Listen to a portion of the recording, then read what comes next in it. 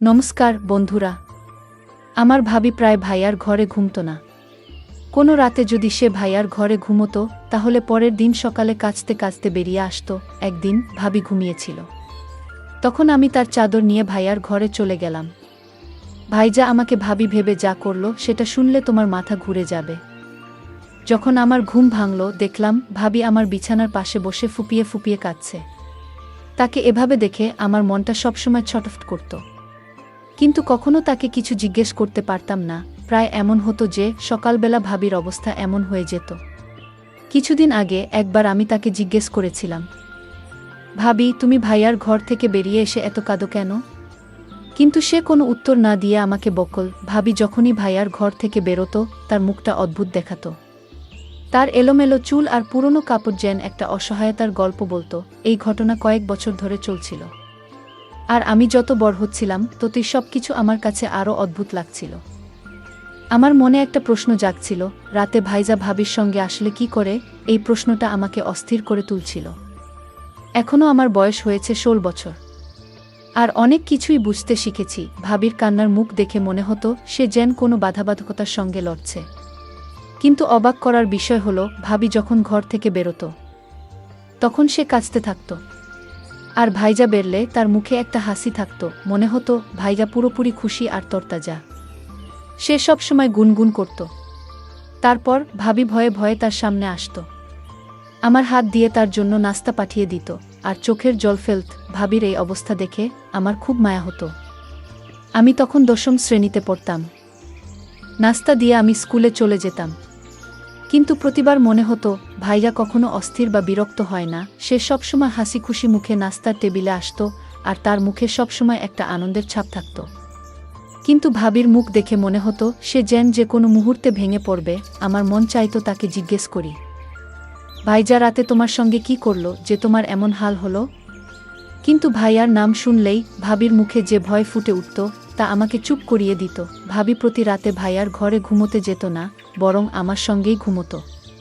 কিন্তু মাঝে মধ্যে ভাইয়া তাকে জোর করে নিজের ঘরে নিয়ে যেত।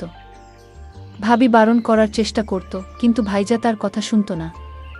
ভাইয়ার গলায় এমন মিষ্টি ভালোবাসার সুর থাকত যে দেখে যে কেউ অবাক হয়ে যেত।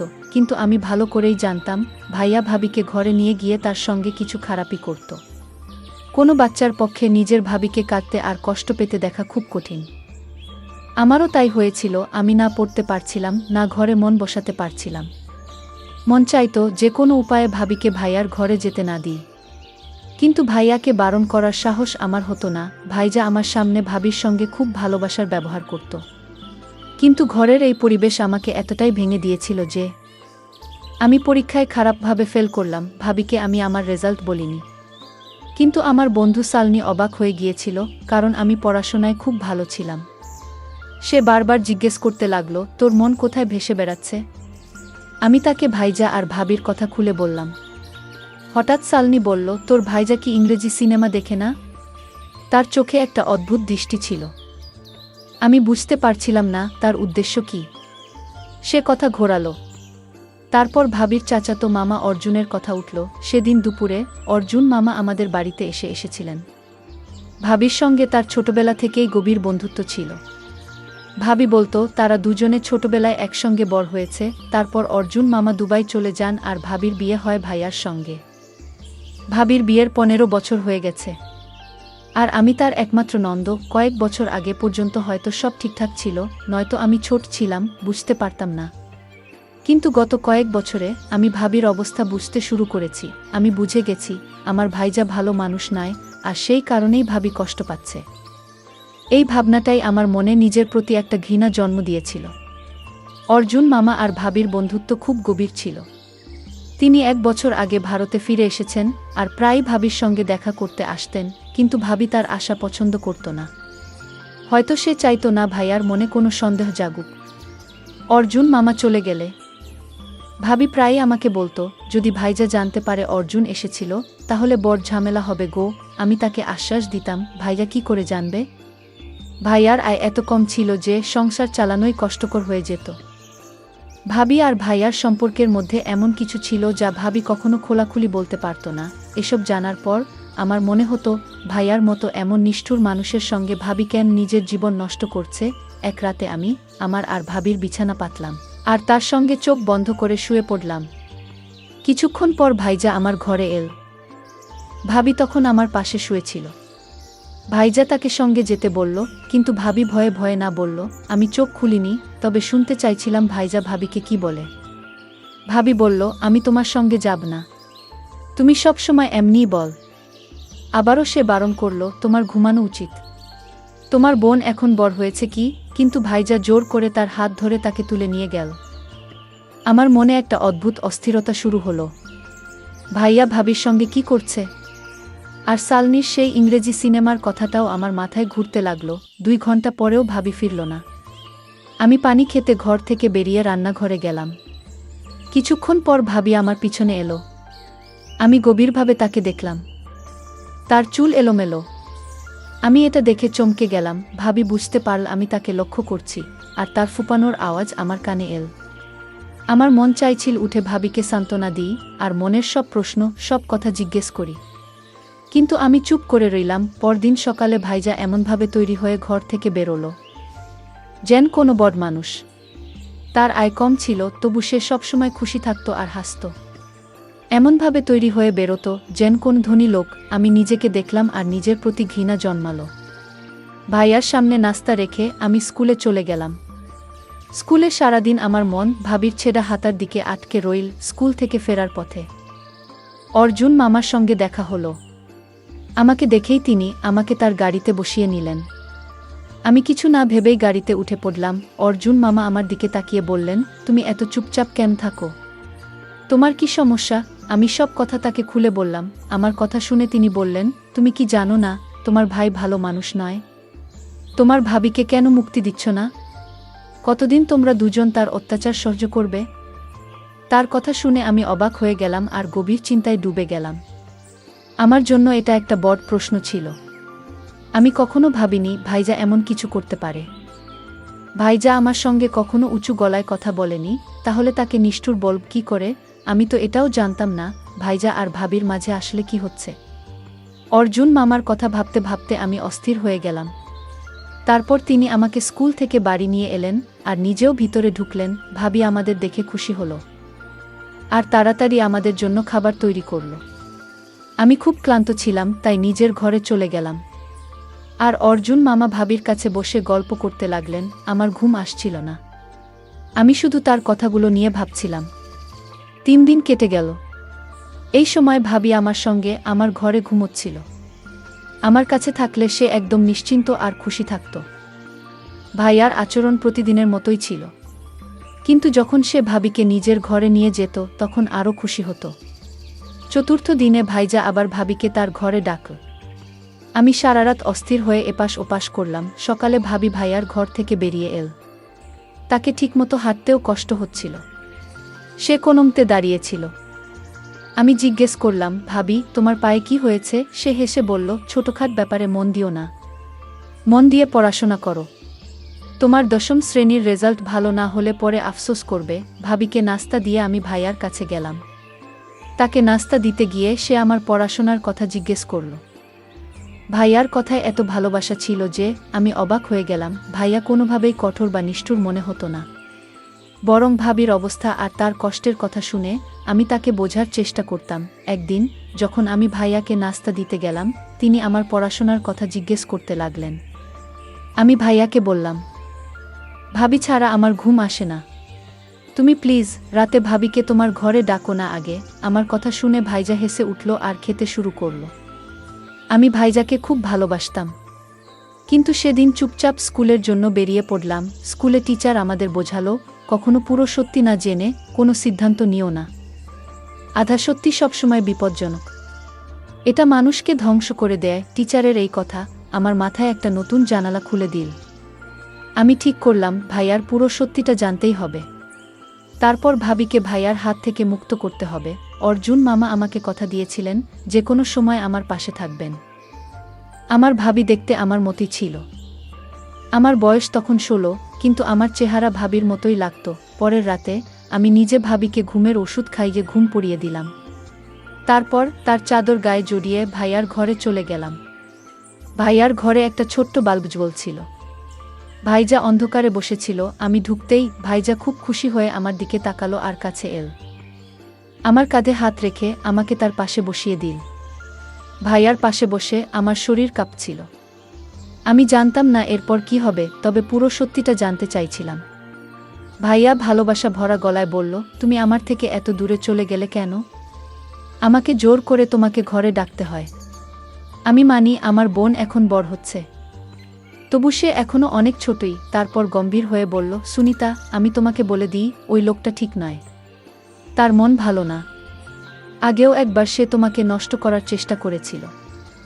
আর এখন আমাদের ঘরে একটা বড় মেয়েও আছে। তাই আমি সবসময় সতর্ক থাকি গো। আমি ভাবি না আমি তাদের মেয়ে। ভাইজা আস্তে আস্তে আমার চুলে হাত বুলিয়ে দিচ্ছিল। কিছুক্ষণ পর তার ঘুম এসে গেল। ভাইজা আমার পাশে শুয়ে গভীর ঘুমে ডুবে গেল। আমি চুপচাপ উঠে ঘর থেকে বেরিয়ে এলাম। ভাইজা এমন কিছু করেনি যাতে আমার অস্বস্তি হয়, তাই অর্জুন মামা আর ভাবি সম্পর্কে আমার মনে অনেক প্রশ্ন জেগে উঠল। পরের দিন সকালে ভাইয়া রোজকার মতোই ছিল। তার আচরণে কোনো বদল দেখলাম না। স্কুল থেকে ফিরে দেখি বাড়ির বাইরে অর্জুন মামার গাড়ি দাঁড়িয়ে আছে। সাধারণত আমি দূর থেকে সালাম করে ঘরে ঢুকতাম, কিন্তু আজ চুপিসারে ঢুকে গেলাম। ভাবি আর অর্জুন মামা আমার ঘরে বসে কথা বলছিল। আমি আসার কথা তারা টের পায়নি। যা শুনলাম তাতে আমার হুঁশ উড়ে গেল। আমি কল্পনাও করতে পারিনি যে সত্যিটা জানতে আমি এতটা উৎসুক ছিলাম সেটা এত ভয়ঙ্কর হবে। ভাবি বলছিল আমার ননদ নিজেই নিজের বিরুদ্ধে দাঁড়িয়ে যাবে। বুদ্ধু ভাইজা আমাকে জোর করে এই সম্পর্কে আটকে রেখেছে। আমি এখন মুক্তি চাই। সে আমাকে ঘরে নিয়ে যায়, কথা বলতে বলতে ঘুমিয়ে পড়ে, কিন্তু আমি বেরোতে গেলেই নিজের সাহস হারিয়ে ফেলি। আমি গুড্ডির মনে ভালো করে বসিয়ে দিয়েছি যে তার ভাই আমার উপর অত্যাচার করে। একদিন তো আমি নিজেই আমার জামার হাতা ছিঁড়ে ফেলেছিলাম। আমি চাই যখন বুদ্ধর কাছে মুক্তির কথা বলবো তখন আমার ননদ আমার পাশে থাকুক। আমাকে গুড্ডিকে ছেড়ে তার বাড়ি থেকে বেরোতে হবে। গুড্ডি তো সবাইকে আমার নির্দোষতা আর তার ভাইয়ের জুলুমের গল্প শোনাবেই, তারপর আমি তাকে নিয়ে তোমার জীবনে যোগ দেব। অর্জুন মামা হেসে বললেন, গুড্ডিকে বলেছি যখনই তার আমার সাহায্য লাগবে আমি তার পাশে থাকব। আগেও একবার তো আমি মাঝপথে তাকে ছেড়ে চলে গিয়েছিলাম, তখন আমার স্বামী আমাকে ক্ষমা করে নিয়েছিল তো। অর্জুন মামা ভাবির হাত ধরে বললেন, আমি তার জন্য খুব লজ্জিত। বাধ্য হয়ে তোমার হাত ছেড়েছিলাম, কারণ আমার পরিবার এটা মানতে চায়নি যে আমি একজন বিবাহিত মহিলার সঙ্গে সম্পর্ক রাখি। কিন্তু এখন আমাকে আটকানোর কেউ নেই। আমি পুরো মন দিয়ে তোমাকে আর তোমার নন্দকে আমার করে নেব। তবে গুড্ডির কোনোভাবেই জানা চলবে না তার আসল ভাই কে। আমরা চাই না সে বুঝতে পারুক যে আমরা তাকে নিষ্ঠুর প্রমাণ করতে চাই। ও ভাইয়ার কথা মনে পড়ল। অর্জুন আগেও আমাদের সংসার ভাঙার চেষ্টা করেছিল। আমি অনেক কিছু জেনে গিয়েছিলাম, তাই ঘরে ঢুকে পড়লাম। আমাকে দেখে ভাবি আর অর্জুন মামা চমকে উঠল। একটু ভয় পেলেও তারা নিজেদের সামলে নিল। অর্জুন মামা আমার দিকে চকলেট বাড়ালেন। আমি চকলেট না নিয়ে ভাবির দিকে তাকিয়ে কঠিন গলায় বললাম, তোমাকে আমাকে বলতেই হবে, ভাইয়ার সঙ্গে তোমার আসল সমস্যা কি? ভাবি বুঝে গেল তার মিথ্যে এবার ফাঁস হয়ে গেছে, তাই কোনো ধাক্কাধাক্কি না করে সব সত্যি খুলে বলল। ভাবি জানালো, বিয়ের আগে সে অর্জুন মামার সঙ্গে প্রেম করত, কিন্তু অর্জুন মামা তার সঙ্গে বিয়ে না করে দুবাই গিয়ে চাকরি বেছে নিয়েছিল। ভাবির মনে তার প্রতি ভালোবাসা রয়ে গিয়েছিল। তার বাড়ির লোকেরা ভাইয়াকে তার জন্য পছন্দ করেছিল। ভাইয়া বয়সে 10 বছরের বড়, আর গায়ের রং কালো, আর ভাবি ছিল সুন্দরী। বাড়ির ইচ্ছে ভাইয়ার সঙ্গে তার বিয়ে হয়। ভাবি বিয়ে করলেও ভাইয়াকে মন থেকে মেনে নিতে পারেনি। এই সম্পর্ক তার কাছে একটা বোঝা হয়ে গিয়েছিল। তবু সে যেভাবে পারছিল চালিয়ে যাচ্ছিল। বিয়ের 1 বছর পর আমি তাদের জীবনে এলাম। ভাবির বিয়ের 8 বছর পর অর্জুন মামা দুবাই থেকে কিছুদিনের জন্য ফিরলেন। তার মনে ভাবির জন্য পুরনো প্রেম আবার জেগে উঠল। ভাবিও নিজের অনুভূতির কাছে হার মেনে তার সঙ্গে লুকিয়ে দেখা করতে শুরু করল। তারা পরিবারে বলে দিল যে ভাবি আর ভাইজা একে অপরকে সত্যি ভালোবাসে, যাতে ভাবির বদনাম না হয়। ভাইয়া যখন ভাবির পাশে দাঁড়ালো তখন পরিবার চুপ হয়ে গেল। সবাই মিলে ভাবিকে জোর করে ফিরিয়ে দিল। প্রেমের উচ্ছ্বাস ঠান্ডা হয়ে গেল। 1 বছর আগে অর্জুন মামা আবার সেই প্রেম জাগিয়ে তুলল। তিনি তখন দুবাই থেকে চিরতরে ফিরে এসেছিলেন। ভাবির প্রতি তার আবেগ আবার জ্বলে উঠল। ভাবি শুরু থেকেই ভাইয়াকে পছন্দ করত না। আমাদের অবস্থাও ভালো ছিল না। অর্জুন মামার কাছে দুবাইয়ের টাকা পয়সা ছিল, ভাবির পক্ষে ভাইয়াকে ছাড়া কঠিন ছিল না। কিন্তু সমস্যা ছিল, ভাইজা আমাকে খুব ভালোবাসত। ভাবিও আমাকে ছাড়তে চাইত না। তাই সে ভাইয়াকে খারাপ প্রমাণ করতে শুরু করল। নিজেকে কষ্টে আর দুঃখে ভরা দেখিয়ে আমাদের তার পক্ষে টানতে চাইল। এত বছর আমি ভেবে এসেছি, ভাইয়া কখনো আমাদের সঙ্গে উঁচু গলায় কথা বলে না। তাহলে ভাবির উপর অত্যাচার করবে কি করে? আমি ভাবিকে স্পষ্ট বললাম, তোমার যদি তার বাড়িতে যেতে ইচ্ছে হয় তুমি যেতে পারো, কিন্তু আমি আমার ভালো আর সরল ভাইয়াকে ছাড়তে পারবো না। আগে অর্জুন মামা, যিনি আগে দুবার ভাবিকে ছেড়েছেন, তৃতীয়বার তার উপর ভরসা করছিলেন, আজ প্রথমবার তার চোখে আমি শুধু নিজের চাওয়া দেখলাম। আমি বুঝলাম চাওয়া পূরণ হলেই তিনি ভাবিকে ছেড়ে দেবেন। ভাবি আমাকে স্বপ্ন দেখালো, আমাকে তার সঙ্গে যেতে বাধ্য করল। কিন্তু আমার কাছে ভাইয়াই সবচেয়ে বড় ছিল। যদি আমি সত্যিটা না দেখতাম হয়তো ভুল সিদ্ধান্ত নিয়ে ফেলতাম। ভাগ্যিস আমি নিজের চোখের সব দেখলাম, কানের সব শুনলাম। ভাবি অর্জুন মামার সঙ্গে যেতে প্রস্তুত ছিল, কিন্তু যখন অর্জুন মামা দেখলেন আমি তাদের হাতে আসব না, ভাবির সঙ্গে যাব না, তখন তিনি ভাবির সঙ্গে সম্পর্ক ছিন্ন করলেন। ভাবি জানতে পারল অর্জুন মামা তার জন্য নয়, আমার জন্যই বাড়িতে আসত। তখন সে অবাক আর রাগে ফেটে পড়ল। অর্জুন মামা একজন ধূর্ত আর প্রতারক মানুষ ছিলেন, যিনি ভাবির ভালোবাসাকে শুধু নিজের স্বার্থে ব্যবহার করেছিলেন। ভাবি বুঝল তার সঙ্গে গেলে আমার সম্মান আবারও বিপদে পড়ত, যেমনটা আগে কয়েকবার হয়েছিল। প্রথমবার ভাবির নিজের ভুল বোধ হল। সে ভাইয়াকে মন থেকে গ্রহণ করল। পরের দিন সকালে ভাইজা আর ভাবি হেসে হেসে ঘর থেকে বেরল। আমার মনটা একটা শান্তিতে ভরে গেল।